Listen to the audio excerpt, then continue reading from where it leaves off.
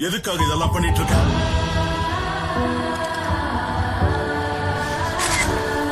யாருக்காக இதெல்லாம் பண்ணிட்டு இருக்க?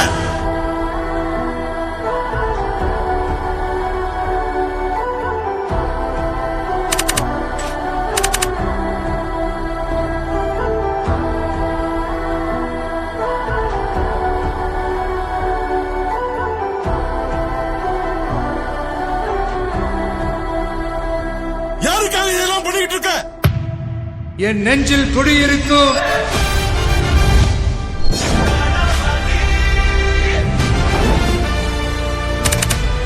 ஆனா நான் ஒரு வாட்டி முடிவு பண்ணிட்டேன்னா என் பேச்ச நானே கேட்க மாட்டேன்.